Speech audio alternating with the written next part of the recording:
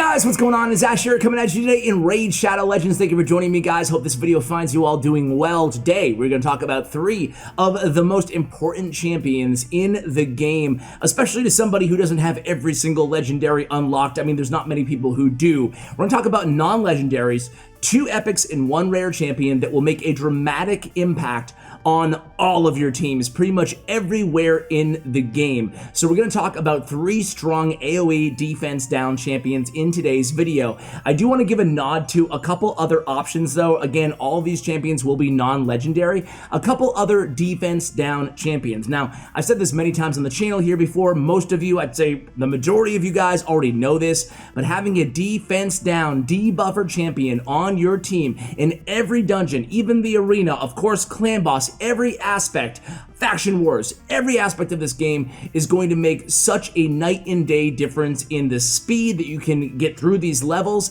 and even the success rate that you can get through all of these stages of various dungeons, because having a very strong offense via the defense down for your nukers is going to help you keep everybody alive and move through these waves and these bosses in a faster time. So let's go ahead and talk about these champions. First, let's give a nod to the other champions first. So there are some options. 2 of these champions, again, AOE on a 3-turn cooldown. That is the holy grail of a defense down, and it's Warmaiden and Stag Knight. Warmaiden is probably the most accessible, the best, most accessible non-starting champion in this game. She is farmable. I think it's stage 8, the desert level. I think it's stage 8. But you can just farm her, and everybody should have a Warmaiden built out because she's that good inside the game and that easy to get, provided, again, you don't have better legendary options or something like that. So let's go ahead and start out. There's a lot of Dark Elf defense downs. So Madame Ceres could easily be on this list. It could be a 4 champion video. She has on a 4-turn cooldown, removes all buffs from enemies, has the decreased attack and the decreased defense on her AoE as well. But she is void, so I decided to leave her out. But, you know, honestly, Madame Ceres is also 4-turn cooldown AoE defense down champion. However, she will default, if the enemies have any buffs up, she will default to the Trick or Treats ability on a 3-turn cooldown. So that kind of it's a good thing in some cases, it's a bad thing in other cases, because the best ability on Madame Ceres, you know, generally speaking, is this big, strong, decreased attack and decreased defense on the same ability. So it is unfortunate that she will, you know, default to Trick or Treats if the enemies have any buffs up at all. Now, we also have a few other champions here to talk about. We have Spider. Spider has an A3 with a 60% chance, can be a 100% chance of placing a decreased defense on all enemies for 2 turns. Also has a chance of placing the weaken on all enemies for 1 turn. So a really strong ability. The downside on a 5-turn cooldown. So a little bit too long of a cooldown to make Spider in the same conversation, in my opinion, as a Warmaiden, a Stag Knight, and a Tayrel, and a Madame Ceres. We also want to give a big shout out to Fleshmonger. Fleshmonger is a Skinwalker champion, and he is rare, guys. So again, just talking about champions that, you know, maybe you haven't considered. Maybe you don't have any of these champions, but you want a strong defense down option. Tornado Cleaver is Fleshmonger's A3, and that has a 75% chance on an AoE on a 4-turn cooldown of placing the big version of decreased defense. And last but not least, as kind of honorable mention champions here, if I can speak today, is Zargala. Zargala has an AoE on a 4-turn cooldown, and after the first hit, she has a chance of a 50% chance, can be booked up to 75 of placing the decreased defense. Okay, so those are your big, strong decreased defense champions who are non-legendary in this game. So very important to have them all built out, or have them, if you have them, build them out, because having a defense down is going to dramatically, again, change the overall strength of your entire account, to be fair. So let's go after these champions one at a time here and talk about how I have them built out. Now, all of these champions can actually put out a surprising amount of damage. They're your defense down. They're your debuffer on your team, so you want high speed and high accuracy. Of course, the faster these champions, the better, because the faster these champions, the more often they're going to be able to land these debuffs and have them on all the enemies, you know, throughout the duration of the battle, especially if they're lapping your other allies on your team, okay? Warmaiden is, I kind of experimented a little bit on Warmaiden. I do have speed boots on her. Speed boots are going to be a must on all of these champions. Put speed boots on all of them, right? But you do want to consider building them out with crit rate or crit damage, putting crit rate gauntlets on these champions if they're staying alive. That's a huge caveat. Two caveats. Number one is a lot of people use Tayrel mainly for clan boss. So if that's the case, you want to go defense on your gauntlets, right? But just speaking about dungeons here, if you can get by with putting crit rate gauntlets on any of these three champions and having them close to 100% crit rate, even if you can only build them to 60% crit rate without putting the gauntlets on them, it's an option for you guys, providing you have the team around them and the gear to keep them alive. Kind of more of a mid-game to end-game tip for you guys. You can kind of transition off of all of your nukers and your debuffers having defense chest plates, or excuse me, defense gauntlets, and move them to crit rate. Experiment. You'll get way more damage out of these debuffers. And again, all three of these, Stag Knight, Warmaiden, and Tayrel, can actually put out some decent amount of damage as kind of third nukers on your team, or even secondary nukers, depending on the complexion of your team. So here we go. I have Warmaiden built out. You can see total stats here. Little low on the speed there, Ash. I need to get that speed up. I just don't have any glyphs on her right now, so I could probably get that to 173 just by using some glyphs on her gear. But I wanted to build her out to be kind of a quasi-nuker as well, and she does a great job. She can put out a ton of damage, 750,000 damage against dragons, which we're going to watch live in this video. So I have her attack pretty high as well for that reason, and I want to have my accuracy for level 20 dungeons. This scales depending on what stage you're on, but I want to have my accuracy on all of these champions to be at around 250 ideally for these level 20 stage dungeons. That's kind of my target for the accuracy. So I went on offense on all of these champions to get the War Master ability, and then on support tree, of course, going down to Master Hexer is going to be a must for all three of these champions. Has a 30% chance to extend the duration of any debuff cast by them, excluding, all of these debuffs, but does not exclude defense down. So this is going to be very important that all of your champions have Master Hexer that we're talking about today. Otherwise, just go for accuracy, go for Lore of Steel if you have basic sets on them, and of course, Arcane Celerity is really important as well, provided you're not attacking clan boss, because that can kind of screw with your turn meter, okay, on a counterattack team. So that is Warmaiden, how I have her built out. Let's go ahead and move on to Stag Knight here. Stag Knight, you're going to see same masteries, except for a really important note on Stag Knight is Sniper. Now, his defense down is a 3-turn cooldown, also has a decreased attack on it, a very, very powerful champion, Stag Knight. Me personally, I prefer Stag Knight to any other champion in the game in terms of a debuffer, well, a non-legendary champion in the game in terms of a strong debuffer. I use him on more teams than I do Warmaiden and Tayrel. Huge caveat though, Tayrel's way better in clan boss because he has the defensive aura and he has the decreased attack on his A1, so he's going to consistently lay that the entire battle. However, in dungeons, I prefer Stag Knight, okay? Stag Knight, you need to get Sniper to get his... Well, let's go ahead and talk about why. Increases the chance of placing any debuff by 5%. Now look at his A2, or his A2. He only has 2 active abilities.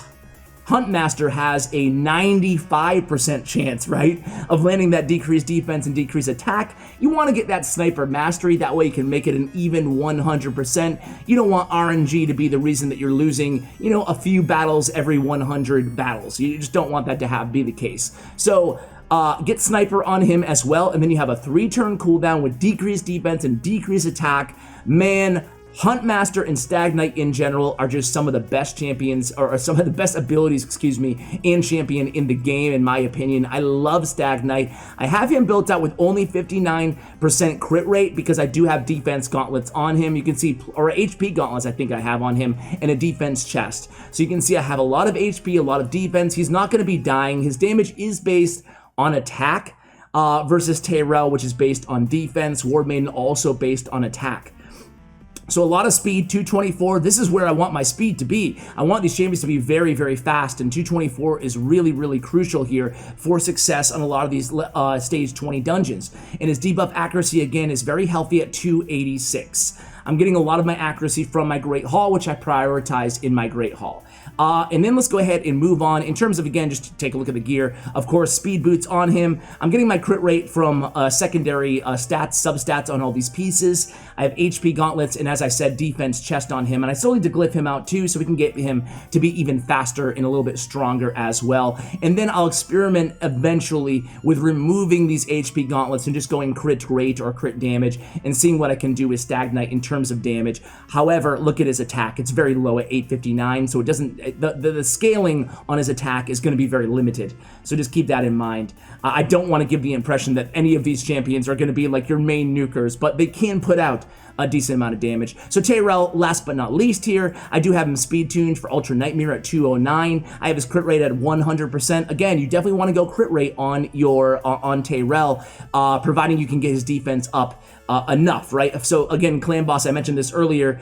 If you can't get his defense up high enough, you're going to have to sacrifice that for Clan Boss and put defense gauntlets on him, especially in the early to mid game. But again, as you progress in this game, you should be able to build his defense to 4,000, 3,500 or so, and be able to go with the crit rate gauntlets on him. I have his accuracy high at 322. I want to aim for 300 for Clan Boss, which is again where I mainly use Tayrel. So for Tayrel on his masteries, again here, one thing that I actually have to switch off is I have Arcane Celerity on him. Need to switch that over to Swarm Smiter. That way we make sure that it does not mess up my turn meter there. So I actually noticed this while I was kind of preparing for this video.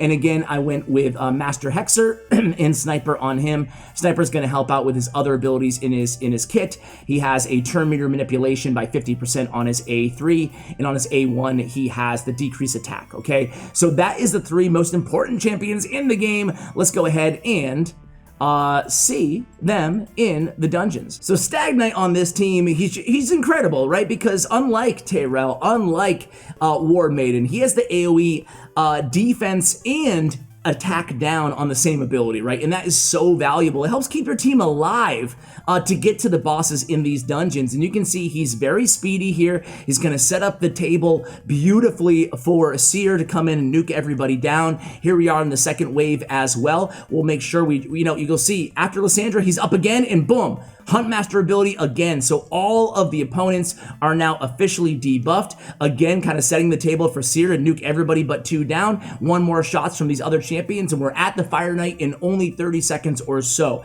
So now it's going to be, this run is going to be a little bit RNG based. Can we get the shield down? Is the correct, abilities on cooldown here? It looks like, unfortunately, the Fire Knight is going to take a turn here. So that is unfortunate. I think we'll get the shield down now, and this battle will be over in about a minute in 20 or 30 seconds. So we will go ahead and watch from here out. By the way, I put did I put a video out on this team? No, I put a video out on my best Ice Golem team, but I think I'll put a video out on this team as well, kind of breaking down how it works and giving substitutions, if you don't have all of these champions. But you can see here, now that the shield is down with 2 Cold Hearts on the same team and the exhaustion ability from Lysandra, we're going to be able to keep that shield down the entire fight. You can also use a champion like Allure in place of Lysandra on this team, despite the affinity matchup, to make sure that that shield stays down. So again, a minute and 27 seconds, not too shabby there, and we'll go ahead and sell this worthless chest.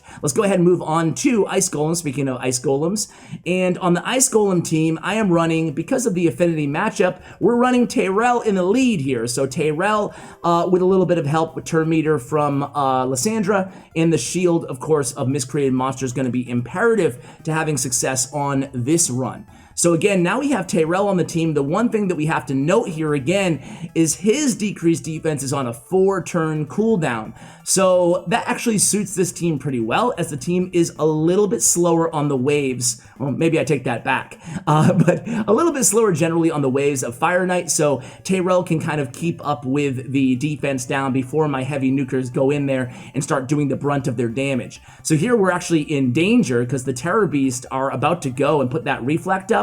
The good news is we have the OP shield of Miscreated Monster on this team. So we will be good. We might lose Seer though if she puts out an insane amount of damage. Let's go ahead and see if we do. She's going to be up next with her big nuke, and it looks like she's probably going to go down here.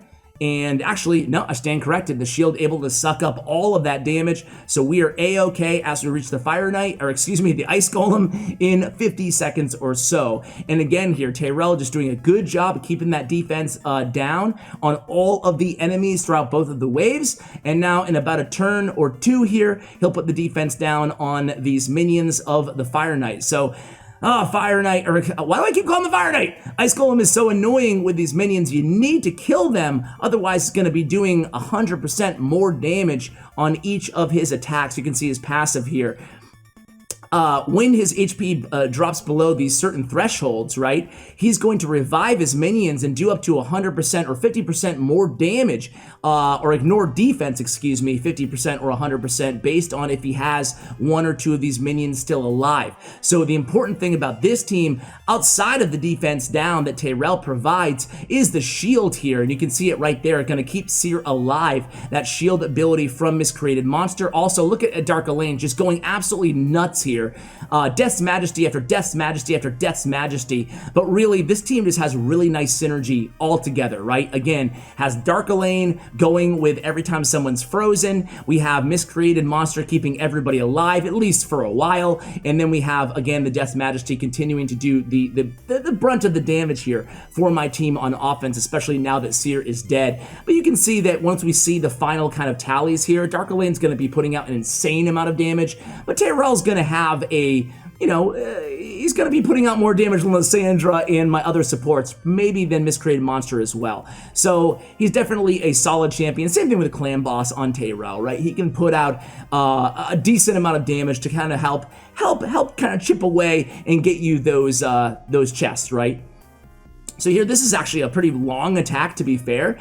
And, you know, to be totally honest with you guys, this attack would be, or this run would be a lot faster if I ran Stag Knight, but I decided to run Tayrel because I wanted to highlight him as well. I do think that Stag Knight just shines because of the 3-turn cooldown in dungeons. Same thing with Warmaiden. I could actually run Warmaiden in here. Actually, I couldn't run Warmaiden because of the affinity, my bad. So yeah, Warmaiden's going to be mainly dragons. You can use Tayrel or Stag Knight on Ice Golem, and you can use, of course, Stag Knight in Spiders and in Fire Knight, as we've already seen. I'll show you Spiders next. This run kind of going worst case scenario here, but we're still going to win, just a matter of how long it's going to take. The beautiful thing about this team is it's still 100% success rate, you know, with Stag Knight or Tayrel, doesn't matter who we have as our debuffer, just because Miscreated Monster is so beastly that he can just solo the Ice Golem himself if it comes down to it, if I was to lose everybody in this attack. But his shield is just that good. So, okay, again, taking way too long, but you guys get the point. Tayrel putting out 1.2 million damage, so more than Lysandra, more than Miscreated Monster here, and just did a good job, again, keeping everybody debuffed. Let's go ahead again and, you know, finish this video off. Let's go Dragon's Lair and show you this team. This is featuring, again, Warmaiden here. Again, we have Seer being used on all of these teams because she's so good at handling the waves. We also have Bad L. We have Lysandra again on this team. And there goes Seer. Wow, just absolutely melts everybody away. We also have Mausoleum Mage.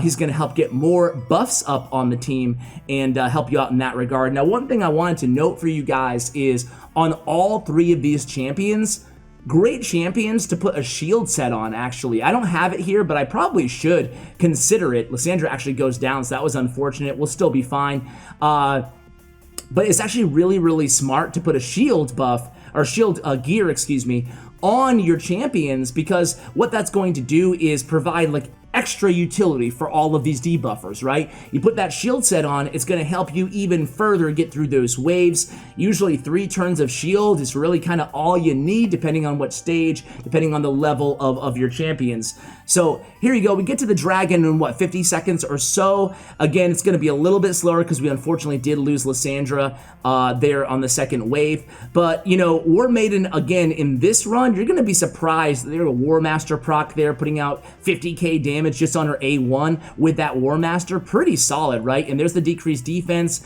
and there goes, you know, Seer hitting hard. It's just a really nice team here, and Warmaiden is a crucial part of this team. Obviously, things would be so much slower. You see those huge numbers from Seer. She would not be able to do that. She'd still put out incredible numbers, don't get me wrong, but without that defense down, she would be a shell of herself of what you're seeing right now. So this is a pretty solid team. Again, it looks like about 1 minute and 37 seconds. Not too bad considering we did lose Lysandra. Warmaiden a little bit lower than she normally is on that damage output at 609,000, but still you can see that, you know, the way I have her built out, she's still landing all of her decreased defenses, and she's doing a pretty fine job. So let's go ahead and go to Spider's Den to finish out this video.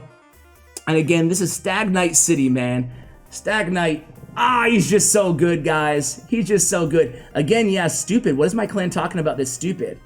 I took all my content.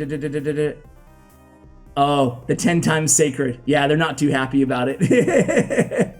I don't blame them, man. The 10 times are, I don't know. Unless there's like some incredible must-have champion, you know, even then, it's just, you're better off saving your shards for a 2 times chance. I mean, that's where all the value is. And at this point, I think most players are hip to the game that everybody's just saving their shards for 2 times events, and that's it, you know? You've noticed maybe here on my YouTube channel that I don't even release, really. Very seldom do I release a shard video anymore without it being a 2-time event. It's just it's so important to actually get that value. So again, here on this team, looks like I don't have now the defense is down on all of the spiderlings as well as the spider mother here. This is on auto attack, so it will be about 1 minute and 30 to 2 minute run. On manual, I can get this down to about 30 seconds or so. So there is the, do we have the HP burn on? We don't right now. We'll see that ticking. Trunda's really good on this team too. Ultimate Gaelic can serve kind of the same role as an HP burn champion. I like this team for an auto comp. Having 1 HP burner, having a stun champion on your team to keep those spiderlings alive in Miscreated Monster. Miscreated Monster is just so OP in this dungeon because of his shields, keeping Royal Guard and Coldheart alive.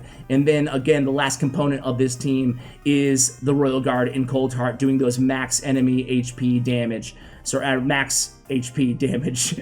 So there we go. Miscreated getting a hit down. You're going to start seeing that. Okay, there he goes. A spider falls in 1 minute 47 seconds. Not too bad. And hey, we got a crit damage amulet. We'll actually definitely keep this one. This one's really, really solid with the accuracy on there and the crit damage on the epic. So pretty solid way to end out the video, guys. I hope I've illustrated the importance of these good decreased defense AOE champions inside the game. Thank you so much for watching. I appreciate it. If you like the content here, I invite you to subscribe to the channel. It means a lot to me, guys. Thank you, and as always, take care, guys.